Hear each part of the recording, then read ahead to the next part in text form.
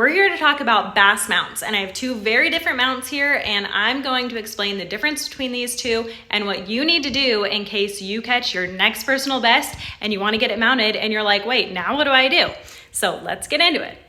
This is my first double digit. It's 10.5 pounds, and this is a skin mount. So this fish, I caught it actually 10 years ago this weekend, which is crazy, but caught this fish and I'm like, this is the biggest fish of my life. I for sure need to get it mounted, and I had no idea what to do. Besides, what do I do with the animals is you bring them home, you take them to the taxidermy, you get them worked on.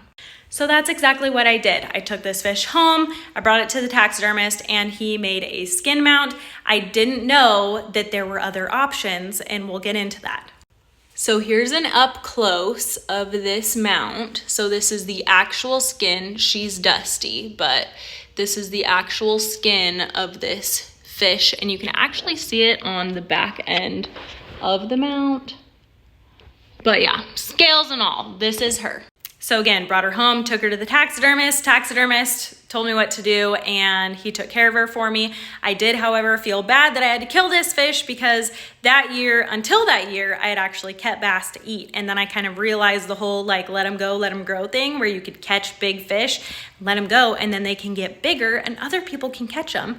And I just fell in love with that. So if you're a let them go, let them grow, catch and release type of fisherman, you understand the sport of it, then you will respect more this fish, which is a replica.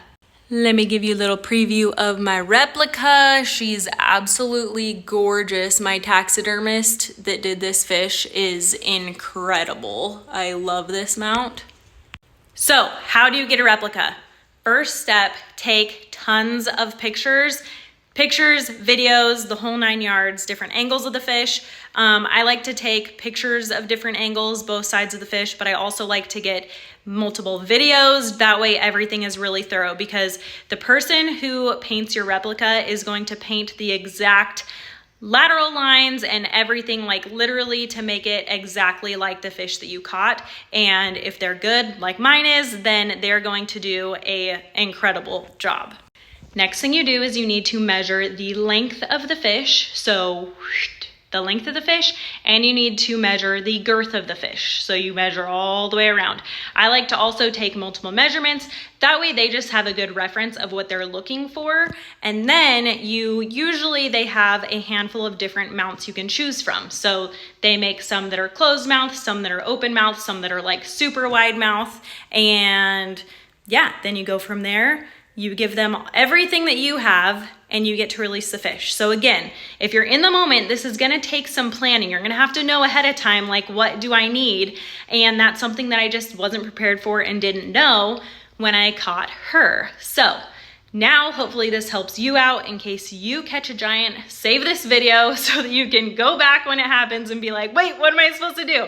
But long story short, you need pictures, you need length and girth, and a really good taxidermist. But if you have any other questions about anything, please let me know. Otherwise, good luck, catch your next PB, and yeah, another double digit would be nice.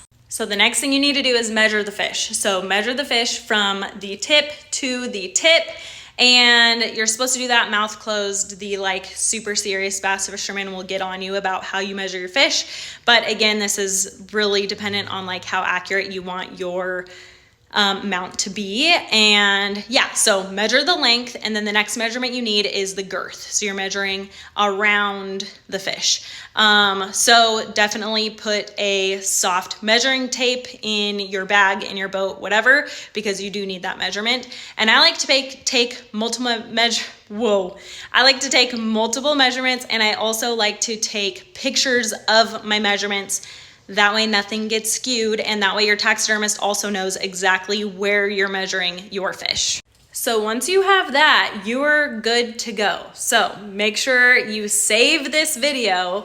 Maybe you can remember, but save this video. That way next time you catch your PB, you can be like, wait, I know what to do, but let me double check. Kayla told me.